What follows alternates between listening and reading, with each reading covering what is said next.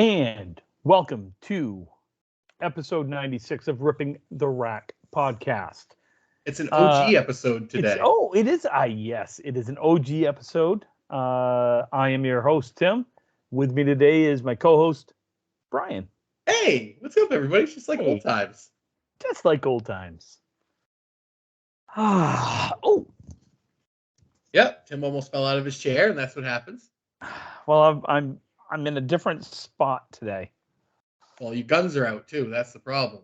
Well, it was nice out. It was warm out. It was actually warm in Maine. It was. I know, and I don't know what happened. But But you know what though? Hope everyone had a wonderful Memorial Day from Ripping the Rag podcast. Absolutely, absolutely. I will say this is there is one song I didn't have to sing today. What's that? Frosty the Snowman. It was jolly happy. Yeah, no, didn't have to sing Frosty. It was nice out. Tim, you think it's cold when it's less than 60? Well, 65. It's those old bones. Oh man, it was cold last week. It was nice this weekend. It was. It was a little chilly at camp for us on Saturday, but like 65. But with the breeze, it felt colder. But oh yeah, well you're up almost in Canada. Pretty close, yeah.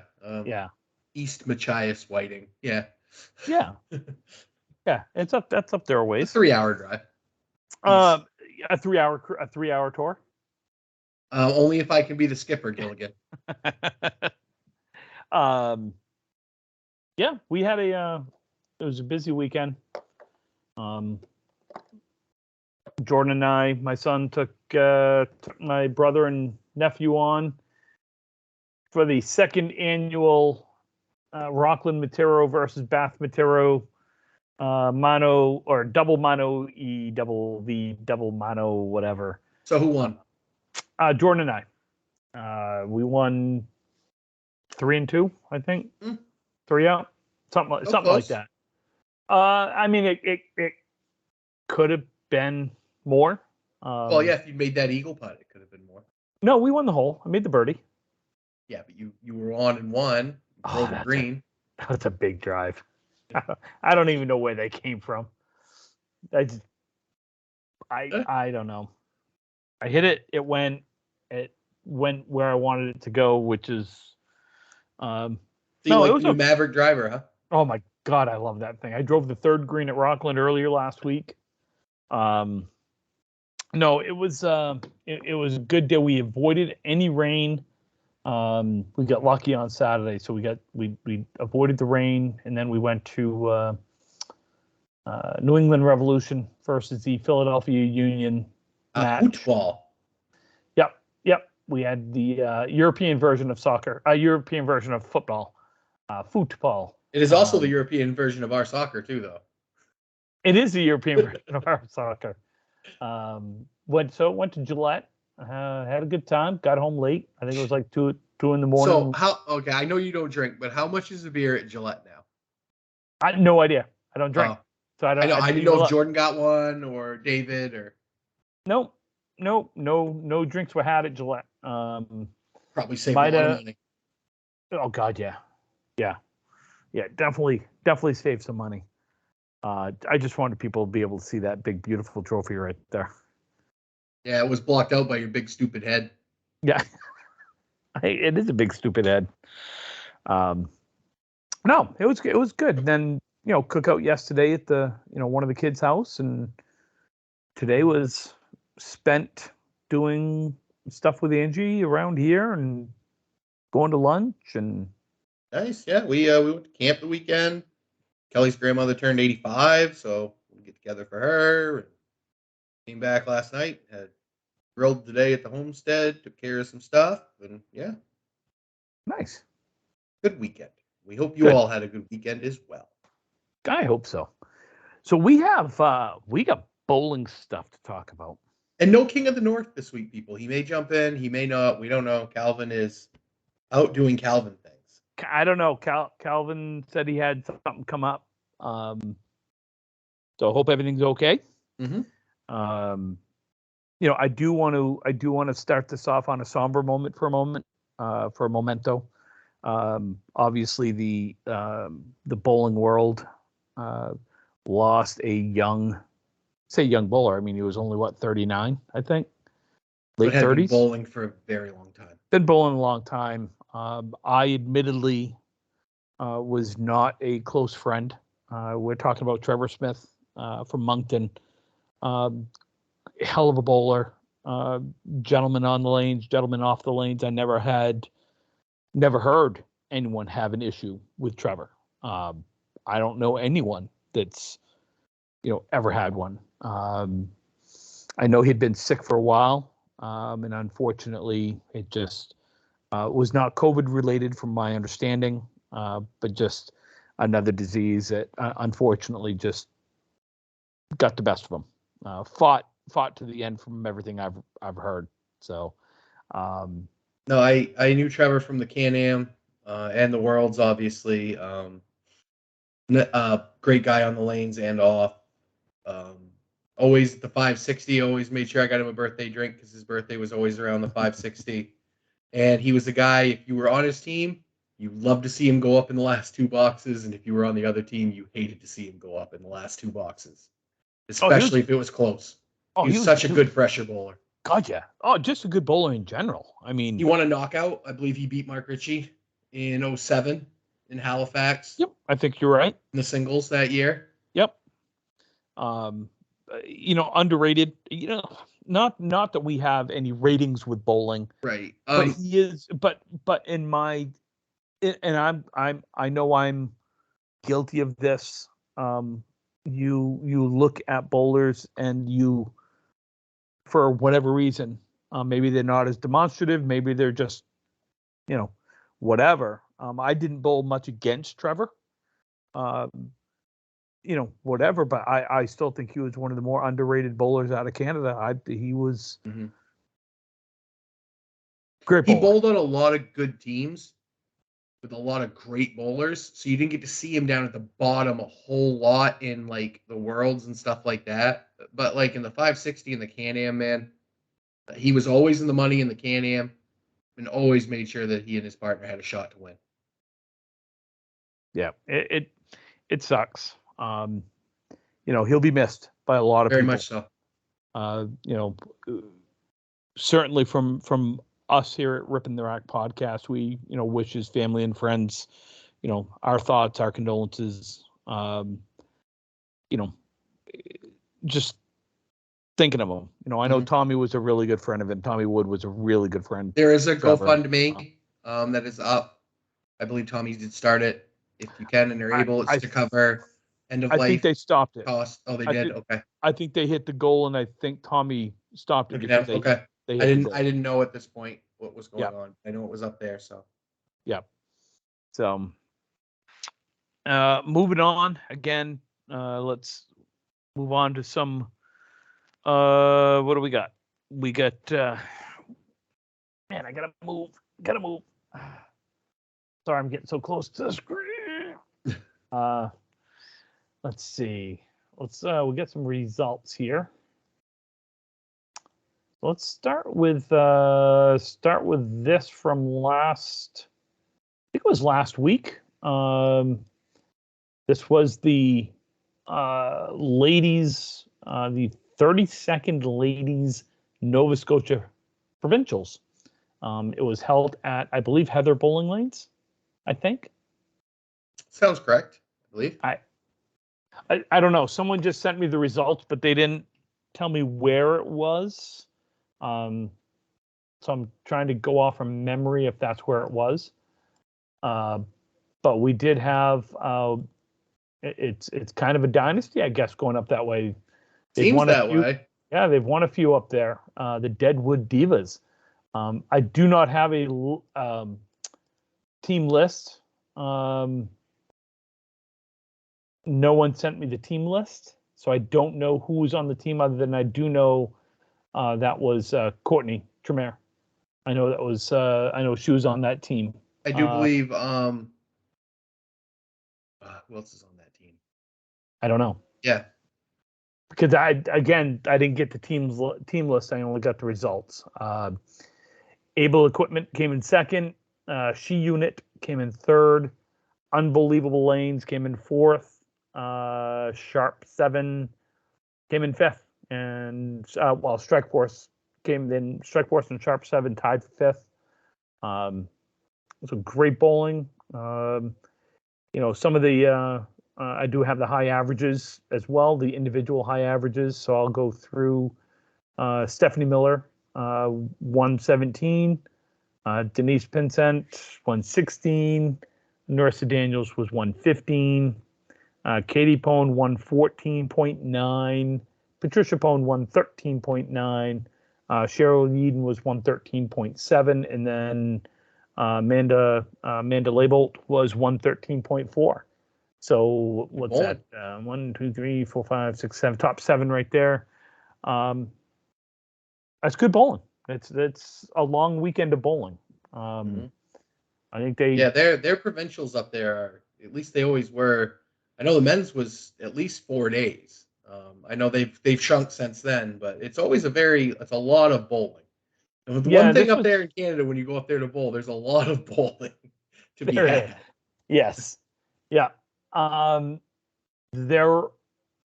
believe they did that in the weekend. I don't think this was. It might have been a Friday evening, Friday afternoon, Saturday. I know Sunday typically event. they like to go whole weekends with tournaments. That's what I was getting at. Like they don't just like to do a 1-day 10-stringer.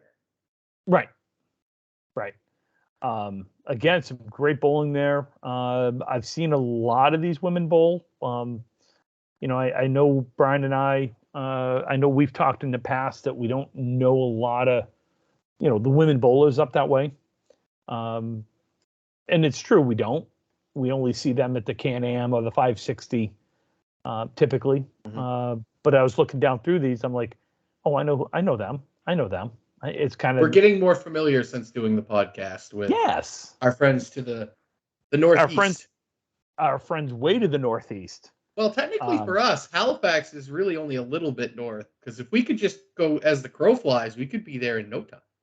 Oh, that is true. We're on the same latitude almost. Almost.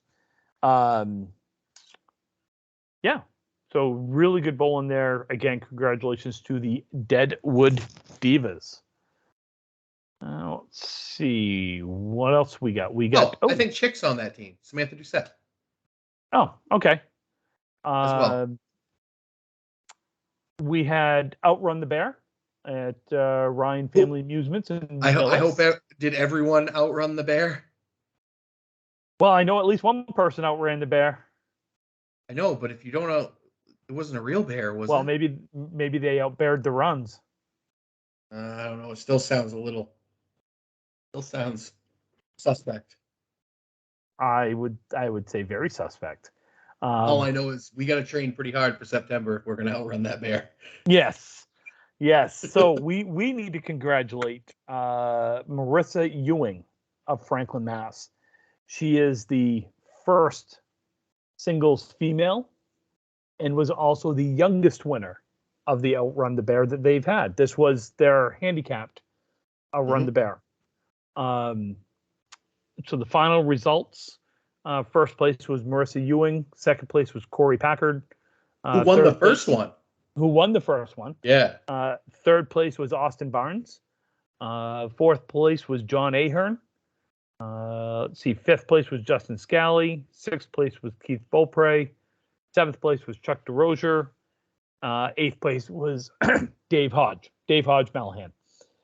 Tournament high single scratch was Chris Winiars and Keith Beaupre, both with 157. Tournament high single handicap was Rob Brown.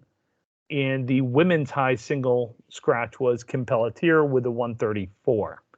And I will say, because they did put this on there, the tournament was generously sponsored by Winthrop Wealth, Tax Strategy Pro, and Mel's Commonwealth Cafe of Wayland. So thanks to the sponsors, and Danny runs a great tournament down there. I can't wait to go down in September and bowl in that scratch one. That's going to be a fun one. And we had this conversation, Jeremy and I and Danny before, that what they're doing down there is helping the game in more ways than one. Absolutely. People ask me why do I travel, that far to bowl? It's worth it. Well, if they're guaranteeing $1,500 to win, and if they get over like 80 bowlers, it's $2,000 to win. Tell me where in the state of Maine I can go and compete with an entry fee that as what it is with that type of return. Yes. You could find a money match like that in Maine, but it's going to be $500-$600 to get in for a $2,000 cash. Yeah, because there's going to be 5 people to do it. Right. Exactly. So no, I think they do a great job down there. I am looking forward to going down in September. And I love the format. I think the format's really cool. And I think that's one of the reasons, and I've had this conversation with people. I think that's one of the reasons why they are able to get so many bowlers for this type of format, is because it's not 10 strings. It's not the winner of 10 string, whatever. It's the thing we love to say, any given one string. It's one string at a time. They take an X amount of bowlers. I mean, let's say I throw a 110 and the cutoff is 109. Well, oh God, I live to fight another day. But you're also not at a disadvantage the next string because everything's back to zero. Right, because it's back to zero. And I just think this format is just so cool. I love the fact that you can buy back the first 3 strings. I love the fact that if you don't buy back, you still have your buyback. Yes, I do like that. I don't know that you can use all the way up to the final, because I believe somebody in this past one used their buyback in the final, so it became a 2-string final. That's possible. It's possible. Yeah. Maybe Corey hadn't used his buyback. Oh, Jimbo. I think the one before. The one before, Yeah.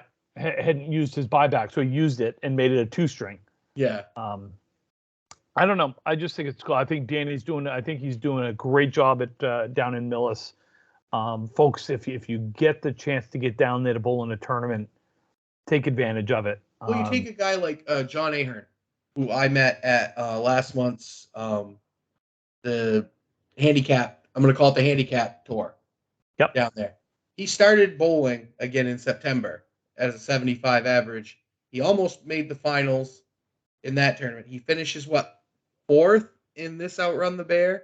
It's just showing that this is driving people to bowl more and get better. And you don't have to have a super high average in something like that, especially the handicap one. I know the one in September is scratch, but like the handicap ones, even if you're a 90 average bowler, throw your name in there. Who knows? You don't know. Right. That's the beauty of 1 strings. I mean, I don't know. I'm looking forward to it. I think it's going to be. It's going to be a lot of fun. But again, congratulations to Marissa. That was pretty cool. And I saw that they had just posted a letter. Yeah, from the representative.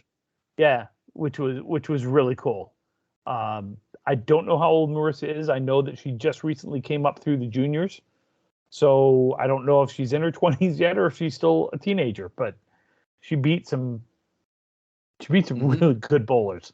Well, I mean, Corey Packard, he's been in the knockout many times in the men's worlds. And, but Corey's like 180 years old. Yeah, but he's a good duck pin bowler too. Yeah, he is. He is. No, with Corey, I don't know how he controls that, because he hinges at the top, and man, I don't know. I couldn't do it. I don't know. I'd heave it. He's done well though. But no, congratulations to Marissa. That's again some awesome bowling. Hey, your beard's rubbing against your microphone. Easy there, champ. That was me doing that. Well, you were also mashing your microphone into your shoulder. Yeah. Like that? Yeah, I don't need to hear the beard scratch. Thank you, DJ Jazzy Tim. DJ Jazzy Tim. Let's see what else we got for results. Do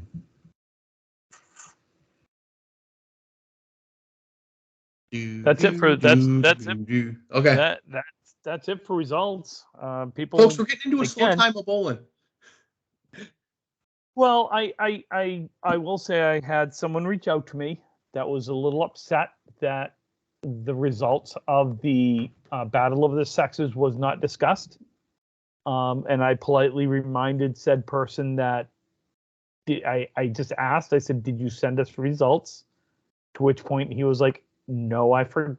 He didn't say I forgot, but he was like, no. And I said, for over a year, I've been asking people, if you want us to read your results, you have to send them to us. There's so much stuff that goes on Candlepin Chat that things get buried after, 3, 4, 5 days. Oh, speaking of that, we got upcoming stuff as well. I'll get to that in a minute. Yes. So I still do not have the Battle of the Sexes results. They are on Facebook. Go check them out. I think they're on Candlepin Chat. I do believe. Yeah, they're in there. Check out Bob Allard's page. You probably find a link to them. Okay. From there. We got some upcoming stuff. I do know that this Sunday is, again, Matt Nichols is running the amateur Candlepin singles tour, handicap singles tour. That is going to be in Hingham, Mass on Sunday the 5th. Shifts are at 10 and 1. I unfortunately had to back out of the 1 o'clock shift. I was going to bowl as I bowled in the last one. Things come up. Being an adult is poopy sometimes, so you have to miss things. But also on the same day, I wanted to get to as well, the Friday night Pro League playoffs are at Central Park Lanes on the 5th as well. This is the Friday night championship, so if you're in the area, go swing by and watch and see who wins the big league. My guess is Woburn, just because they've made a hell of a comeback over the last 3 months. I gotta go with my boys over at the river. I gotta go with Riverwalk. I'm not making a prediction because I like them all. That's true. I'm playing the I like them all game. Are you going to do the Bobby Heenan where every new person in the Rumble he just picks? Yep. So it's whoever's winning. He's like, they're going to win. Yep. That's what I'm going to do. I'm going to go Bobby the Brain Heenan and just pick everyone. And whoever wins, I'm going to say, yeah, that's who I had winning. Yeah, that's what I'm going to do. You're only picking Woburn because your brother from another mother, Jeff's on that team, and you guys have matching tank tops. We do. We do. And matching sense of humor, which drives Angie nuts. Because she finds Jeff funny, but she doesn't find me funny. Go figure. She's heard all your material. I know. Let's see. We had the money match. Oh, we did have that result. Oh, yeah, the money match. We had the money match this past great weekend. Match that was, too. Yes, we had Dave Barber and Nick Zufflato. Some of you may know him as Freshie. If you don't, you've heard him. You definitely have heard him. Versus John Winchell and Brian Fuller Jr.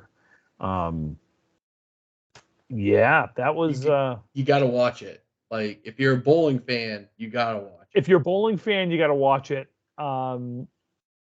If you're a fan of good comebacks, you got to watch it. No, it was solid bowling by all of them. But man, what a comeback for Winchell and Fuller.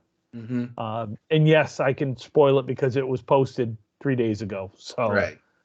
2 days ago, whatever it was. And if you don't want to know it, then pretend you didn't hear it. Right, and go watch it. And Candlepins for Cancer also had their most recent posting was put up. That was the Amanda Carroll versus Jeff Surrett match. I want to commend Jeff on his unbelievable start to that match. I mean, not just anyone can go $7, $8, $8, $7. Mm-hmm. I mean, that's just, he's a hero of mine. It's just, yeah, I'm getting a text tomorrow being, dude, no, really? You know what though? He was just watching the Legend of Timmy DVD before that to get pumped up. So. Oh yeah, he was too pumped up. Definitely was too pumped up. We gotta start selling those on Ripping the Rack. legend.com. Legend Timmy DVD. Again, good match. You know, that was a good match. I thought Amanda, I thought she threw a great ball for the most part. I think she got. I think I'm not going to say she got screwed because it's a game of Candlepin Bowling, and frankly, who doesn't when they bowl? It's Candlepin Bowling. It's like what they say. At least in golf, if you do everything right, you get rewarded. You can do everything right in bowling and just get screwed. Tim, if you hit a tee shot exactly where you want to and you do all the things that you're trying to do right, that ball goes where you want it to go 90% of the time if you do everything right. Sure. But then your ball ends up in a divot and you're play it as it lies, or there's all sorts of things. Golf is a fickle sport. I love golf. I don't play at a competitive level enough to care about if my ball's in the divot. If it's in the fairway, it's good. Yeah. Preferred lies. Guys I play with fluff that shit up. Preferred lies. Yeah. Preferred lies everywhere. Let's see. We've got so we got the money match. We had Jeff and Amanda. On average, you don't care about divots. Huh? When you shoot 100 most of the time, you don't care about divots. Yeah. Just happy it goes to the green. We do have, so we've already mentioned it. We've got the third and final Outrun the Bear of the year. That will be the Scratch Outrun the Bear. We probably should have talked about the team Outrun the Bear. Yeah. That's in July 23rd, I think. That They're is at full Millis. on that though, right? I think so. I think there was a waiting list. Female has to be the captain, which is an interesting way of doing the male female mixed type thing. So we have the Scratch Outrun the Bear. They have a tentative date of September 17th. Hope that's not changing because I'm going down for it. So I hope that's not changing. Appreciate it if they just kept that date. 9:30 registration, 10 a.m. start time. Entry fee is $75. Payment due date is August 31st to hold your spot. We're going down the night before, right? We're not going to try and make that drive to be there then, right? I was just leaving at 5:30 in the morning. So we're going down the night before, right? I'm sure. We'll figure something out. Let's see. The initial guaranteed top price is $1,500. Unlimited buybacks are unlimited for the first 3 rounds. If a bowler does not use any buybacks in the first 3 rounds, the bowler will have 1 buyback to use for the remainder of the tournament. The buyback is $20 string number 1 and increases by $5 each string after. They're capping the tournament at 88 bowlers. As of, I don't know when this was as of, but they had 75 listed. Including yours truly, Brian and Tim. Yeah. Making it down. They got some main boys coming down here. Jason Sparks, Jeff LaPierre, Will Damon. We've got... the legend. Tommy Olsta's bowling in it. Who's he? Tommy who? Yeah, right. No. That's cool. That's cool that Tom's bowling it. Been a long time since I've seen him. God, I don't know. And I doubt, honestly, back then he probably wouldn't even...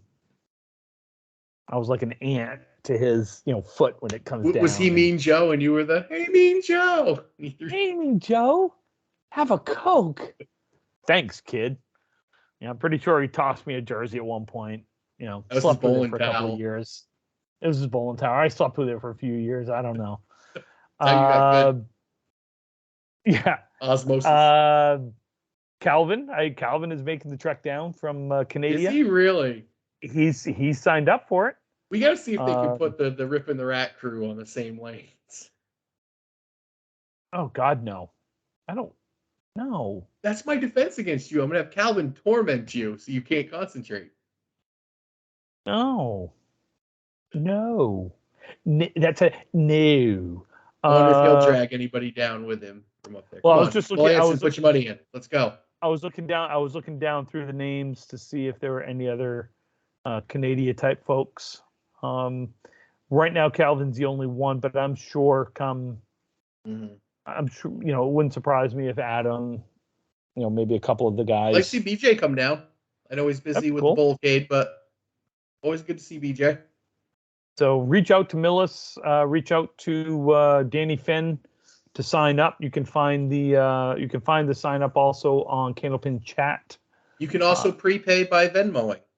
Yes, which they want you to prepay. It's encouraged. Yeah, it's encouraged. Let's see, we've got the amateur Candlepin, the handicap thing. Did you want to talk about that, or did you already talk about that? It's Sunday the 5th at 1. Contact Matt Nichols to sign up. I believe there's also a sign-up form through Google Forms that you can click on the link and fill it out, and you'll... Again, I unfortunately had to back out of the 1 o'clock shift. I do believe there are openings at 10 and 1. That's at Country Club Lanes in Hingham, Mass. Okay. And moving on. Moving on up to the east side. Yes. So the Outrun the Bear is the team event. 80% team handicap. 10 a.m. July 23rd. We mentioned that, and there is there is a wait list as of the moment. So just check in if you are interested. About the handicap tour as well. I do believe that new Twitch channel, Candlepin Corner, will be there covering it. So if you're a Twitch user, look for it on Twitch. All right. What was I talking about? Up in Canada coming up Saturday, June 4th. We have a doubles tournament, 100% handicap based off highest team, current or last average accepted. Let's see. 7 strings, total pinfall wins, $100 per double. That's $50 per person, folks. That's the Canadian way of saying $100 per team. Well, 50, so it's about $36.45 American. Any ties for money spots will go to a 1-string roll-off. As it should be. I am not a fan of pinfall. They will be doing 2 boxes at a time as well. They put it right on. We should too. First place is $600. Second place $500, $400, $300, $200, and 1 money back for 6th place. Why don't you? Interesting question, Tim. Why don't you think more leagues in the States are 2 boxes at a time? Because back in the day, in the Dizzy, it used to be that a lot of your bowling alleys, and I've had this conversation with some of the old timers, a lot of them had multiple leagues a night. So they would have a 6 o'clock, an 8 o'clock, and some of them even had a 10 o'clock league. And they were full. So going 2 boxes at a time would not have time to do all of the leagues. Okay, that makes sense. So I always thought it might be offset ball returns too. There's more houses in the States that have those, and that would just get could be. Yeah. It could be that way. That was my theory. Personally, I have no idea. I don't really know the answer. Which I just know. Prefer? I like 2. I like. I like 2 boxes at a time for team events. Yes, meaning team events. 5-person team events. I like 5 boxes at a time if this is a 2 or 3-person speed league. Makes sense as well. Yeah.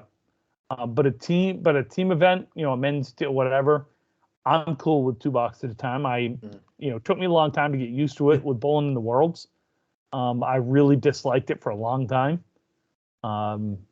But once you get used to it, once you understand it, you find yourself being into the match more. I feel.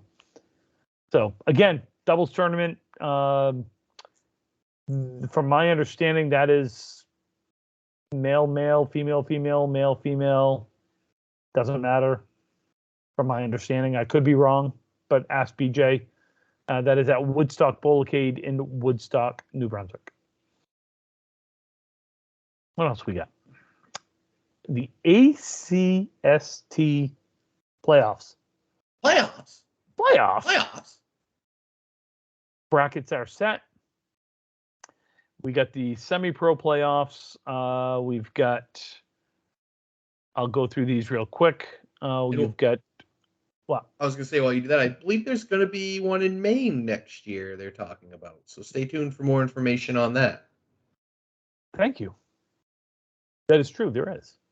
Or I've heard. I've heard that there's rumblings where they're going to try and have a singles tour in Maine. So yeah, to go with the ACST. Yes. Just a northern division. Right. Yeah. See, you got on the left bracket, the number 1 seed Dave Dorman will be taking on Rob Brown. You've got the 4 seed Justin Lyonnaise taking on number 5 Chuck DeRozier. You've got number 3 Corey Alisi taking on Logan Gingras. And you've got number 2 seed Fernando Gonchana taking on Lane Britton. On the right division, you have the number 1 seed Steve Reno Sr. Taking on Mike Legendre. You've got the number 4 seed Kyle Heady taking on number 5 Brendan O'Dowd. You've got the number 3 seed Dan Gothier taking on Danny Finn, and the number 2 seed Chris McDonough taking on Jordan Britton. So I would like to see a Jordan Britton versus Lane Britton matchup in the finals. Be fun. That'd be cool. So good luck to that Steve Reno Mike Legendre match is going to be really good. Should be. Well, they should all be good matches, but but that's two guys. Should be a good match. Yeah. They've been in the big spots before. You know what I mean? In those in the World's tournament. So. And let's see what we got for the pro division. The left bracket, we have the number 1 seed John Winchell will be taking on the number 8 seed Aaron St. Cyr. We've got number 4 Justin Scally taking on number 5 Nate Lees. Got number 3 Keith Beaupre taking on number 6 Bruno DeFeo. And then you got the number 2 seed Josh Daly taking on number 7 Matt Susi. Should be a good one. Yeah. Big ups for Daly too for coming in halfway through that, and he took somebody else's spot. I think. Take spot? Yeah. We have on the right division. Looks like the number 1 seed is Justin Waters. Will be taking on the winner of McClellan/Walsh. I assuming that they just had to have a roll off or something. Yes. Yeah, and I think they already had that. You know what? I see what's going on here, and I'll explain it when I get down through because there's different ways they reseed that. Yeah, well, there's different ways that it could have ended up depending on how things shaked out. So, number 4 seed was Hunter/Woodside versus number 5 seed Sean Taylor. Number 3 seed Hunter/Woodside against Reno/Walsh, and number 2 seed Tim Douglas taking on. I can't read that. Walsh/Douglas. Scott Douglas. So that's Tim's brother. Mm-hmm. So looks like Walsh could end up anywhere from 6th, 7th, or 8th. And it looks like Woodside could end up 3rd or 4th. Hunter could end up 3rd or 4th. And McClellan may not make it. And Scotty Douglas may not make it. That's how I'm seeing that. Woo. Ooh. It's like the last week of the NBA season when you have all the ifs and ands and buts and who gets the seed. Yeah. And then the last thing I have for stuff is the non-Can-Am Can-Am. I don't know what they're calling it. The international something. In October, right? In October. Yep. October 28th, 29th, 30th. That is in Bangor Brewer Bowling Center. That will be for right now. They have 44 teams. They are looking for 64. So we got room for 20 more teams. That is a Friday night, Saturday night shift, or a Saturday morning, Sunday morning shift with playoffs starting Sunday right after the first round is over. So usually around 1 o'clock or so, sometime in that time frame. So contact Mona Lamar. You can find all sorts of information on that. Still no word on the international mixed doubles in Augusta. That's the end of August. There has been the talk was that yes, they're having it, which is great. Just when? But no other form of information. Don't know. I don't know. I don't know. Contact I just don't. Splitters for more information. 1710. Yeah. So, Brian, I'm going to ask you this question because we had it asked of us. I feel like we've answered this before, but I just can't remember. So, the caller would like to know, and I joke when I say caller because we don't take calls. When do you know that it's time to retire? When it's not fun. And I don't mean like you have a bad day at the lane and you didn't have fun. When you literally could think of 1,000 different things that you want to do other than go bowling, and it's not just once, it's week after week after week, then you're done. Because you're not going to get any better because you hate it. Are you, Brian, the type of bowler that can just be a league bowler? And I don't mean that in any derogatory sense, folks. No. I know. I never thought I could, honestly. Since having a kid that likes bowling, I have discovered that it's actually fun, and I can have fun watching him have fun and watching other people have fun. So I think I can now. I think when I was, I used to be good. Back then, I don't think I could. Okay. And not like, I don't mean, super good. I mean, I was good. No, you were a good bowler. I answered it this way, that it to me, it's time to retire when I can't compete at the level that I believe I can compete at. So it's not fun. So it's not fun. Exactly. I think that's the biggest thing, is fun. And for me, in answering the question, can I be just a league bowler? Absolutely. I could not. You ever hate league now. I do. I don't hate it. Hate's a strong word. I hate Brussels sprouts. Okay. League, about 45% of the time, league annoys the shit out of you.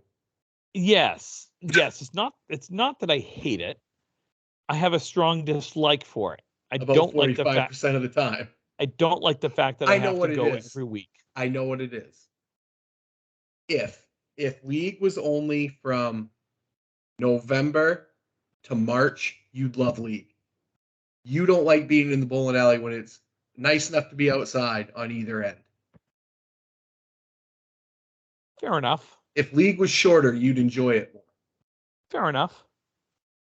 And the answer is no. I cannot be just a league bowler. I'd be lucky to drag you out to sub one night if you retired.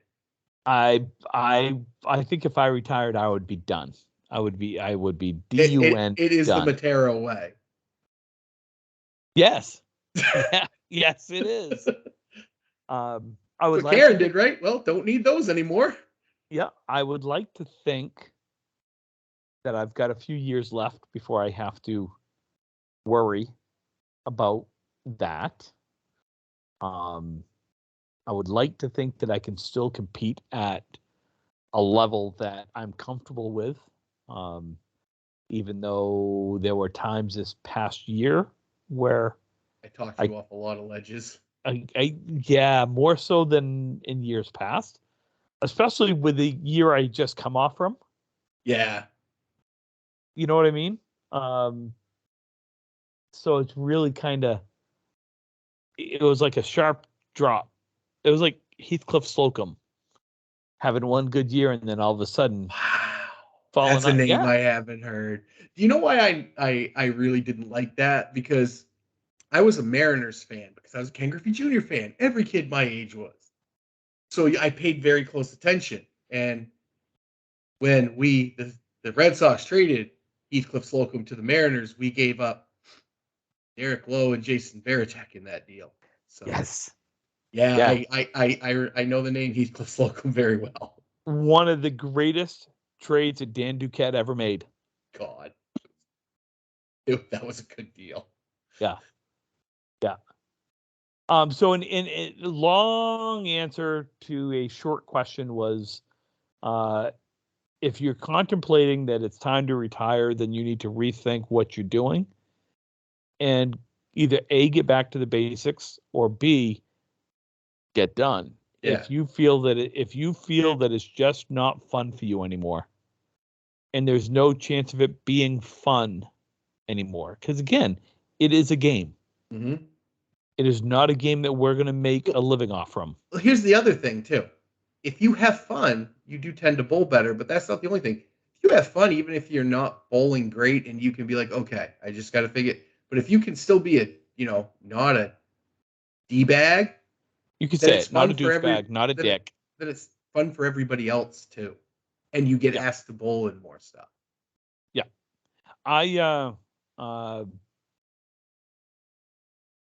I've had more fun in the last couple of years.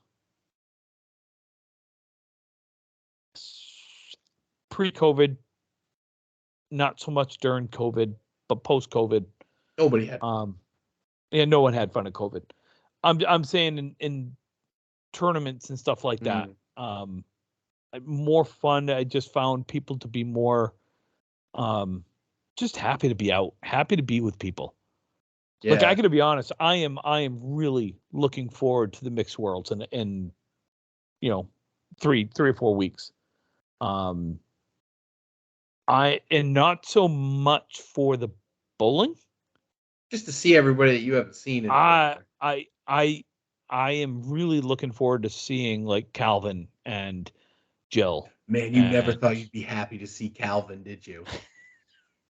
Don't tell him that, because he's not going to listen to the show. So. Oh, he'll listen. He'll be the first one to listen. And the comments he's going to lay on us are good. Like, he won't even put them in the group chat. He'll just go right on the Facebook page. And I am. I'm looking forward. I'm looking forward to seeing people I haven't seen for a few years. That is the one thing that I am upset about, because I'm not going to be at the Mixed Worlds this year. And it's not because I'm not bowling. Well, I'm not, obviously, but I'm not even going to watch because I'm traveling and I'm going to be out west. So I'm going to miss seeing the Canadian people I haven't seen in a couple of years. And that does make me sad. Very sad. Yeah. Yeah. So yeah, it as competitive as I am, I have made some great friends over the past 20 to 30 years. Kelly says an interesting thing. She goes, bowling is your church. Because you always think about, like, people go to church for the community and, stuff like that. Bowling is our church. It's just a dirty, vulgar church sometimes, but I love it. There's nothing ever dirty and vulgar about bowling. Oh, never. Never. Some of the technical bowling language we use. Oh my God. No, I just, it's funny. So I think we all know I use Snapchat quite a bit. Snapchat makes me laugh. I know, it makes me laugh. You have Facebook, cats too, right? I think you have cats. I think I might have some cats. I look down through and everyone that I have like streaks with and everything else, I think 95% of them are bowlers. I look down through, like my Facebook feed, and, out of the, I don't know how many friends I have. I don't know, but I know 30%, 40% are at least bowlers. Those are my people. Yeah, I was in a fraternity and I talked to more bowling friends I have than any of the fraternity brothers I had, honestly. Yeah. They're my people. Yeah. Bowling people are my people. they're my people. They may get annoyed at hell with me. They get but us. but yeah, but they get us. So anyway, we're up against it for the night. So I had this whole thing that I was going to go into with the whole school shooting, Uvalde. I mispronounce it, the entire thing. The tragedy in Texas. Tragedy in Texas. It's disgusting. It's gross. I'm a gun owner. As am I. I've never not claimed to not be one. Hell, I was in law enforcement for a while. I mean, I might have an affinity toward, not an affinity, but I might have a level of respect towards guns. As you should. Shit needs to change, and we need to enforce the rules that are already on the books. I saw a great about this. If a kid hits another kid with a stick, I'm going to blame the kid, but I'm going to take the stick too. Like, enough is enough. There is no other country in this world that has this issue. But freedoms. I'll tell you what. I'll go back to a very popular saying for 4 years around here. Fuck your feelings. I don't know. I'm tired of it. I'm sick of hearing about this shit all the time. I have a 3-year-old kid, and I hate the thought of being sick to my stomach to put him on a bus or send him to school because I'm scared. Shit needs to end. There's a lot of factors at play. It's not just guns. It's mental health. It's everything from bullying to, I hate the fact that we can go and everyone always says that hindsight's 2020. The warning signs were there with this one. They were all over the place, and they were chosen to be ignored. That's all I can say. Do better. That's all we can say. Do better. I had this conversation this weekend. Had a 4-hour drive down to Foxborough, and 4-hour drive back. There's with my brother who's in his mid-50s and myself who's 50, and our 2 kids both will be 25 this year. Conversations can go a lot of different ways. Mm-hmm. And the fact that and we're political spectrum pretty far apart, but we all had the same thought was there's no reason other than money why this has not been addressed many years ago. I was bullied tremendously for a long time. As was I. And most of the time when people are bullied, it's for things that they can't control. It's a medical condition, it's height, it's weight, it's and yes, I'm saying weight because there's a lot of factors that go into a person's weight. It's not just because they choose to be a certain way, whether it's ultra skinny or really big. That sometimes your body is your body. Mm-hmm. And that's what you have to work with. To say that bullying is just a part of being a kid is bullshit. I heard a parent say that. I don't know. It was a little bit ago, a couple weeks ago. Someone was saying that. Well, that's just kids. Well, no, it's not just kids being kids. I have a really good saying about that. People who talk like that are the people that have never really gotten punched in their face good once in their life. Yeah. But the other thing that I see is, on Facebook, it's friends of mine that I've known since elementary school, high school, things like that. And I see them saying the things that they say on Facebook, bullying on Facebook. And I'm like, fuck, you haven't learned. Like, you were the same way in school. Same ones. Mm-hmm. But like you said, they're the ones that they weren't punched hard enough, or or they haven't dealt with. Yeah, they've never had Yes. to.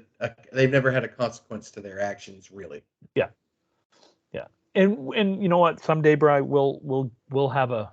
Yeah, we'll have a very serious. We'll have a very special episode of Ripping the Rack podcast. For those of you that remember back in the early '90s and late '80s, the very special after-school episodes of shows like Punky Brewster and Saved by the Bell right. We'll have a very special episode of Ripping the Rack.